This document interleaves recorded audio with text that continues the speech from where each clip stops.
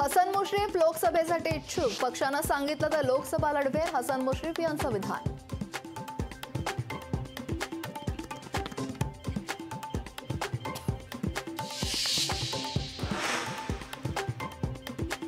पुण्यात काँग्रेसमध्ये उमेदवारीवरून रस्सीखेच, काँग्रेस शहराध्यक्ष अरविंद शिंदेंचे भावी खासदार म्हणून बॅनर.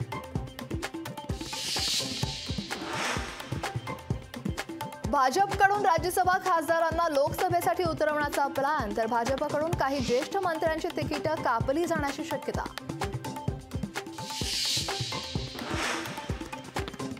ठाकरे गटाकडून संजोग वाघेरेंची मावळ लोकसभेच्या संघटकपदी नियुक्ती, 30 डिसेंबरला संजोग वाघेरेंनी ठाकरे गटात केलेला पक्षप्रवेश.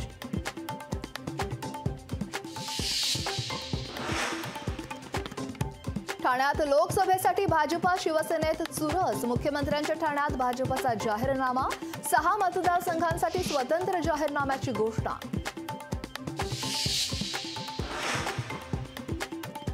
निवडणुकांच्या पार्श्वभूमीवर महायुतीची आज महत्त्वाची बैठक, घटक पक्षांना देखील बैठकीचं निमंत्रण.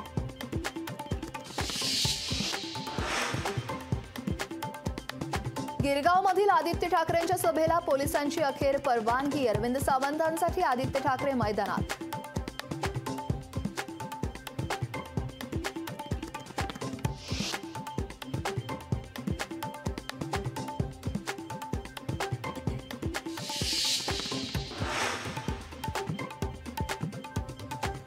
नाना पटोलेंना लोकसभा लढवण्याच्या आदेशाची राज्यात चर्चा, मात्र लोकसभा निवडणूक लढण्याविषयी आदेश नाहीत, नाना पटोले यांची माहिती.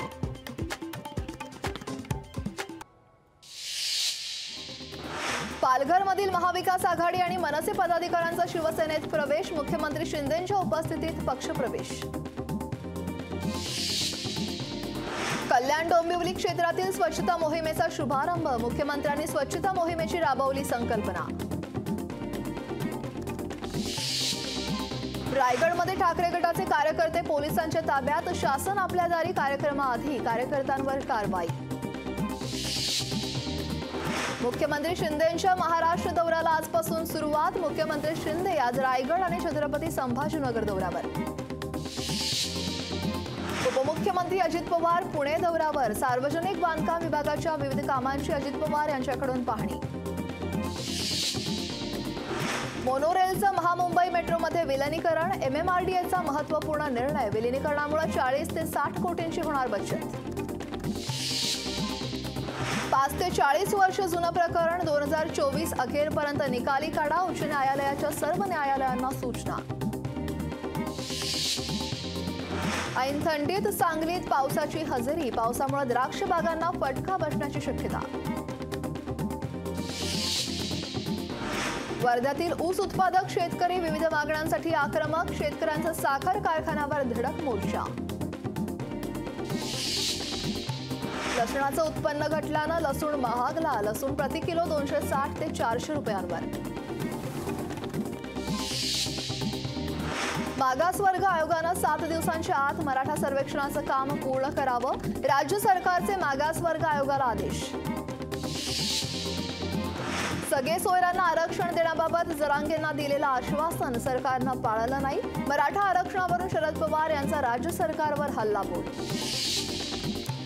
अयोध्येतील राम मूर्तीच्या प्राणप्रतिष्ठेच्या दिवशी सुट्टी द्या, मंत्री मंगल प्रभात लोढा यांची मुख्यमंत्र्यांकडे मागणी.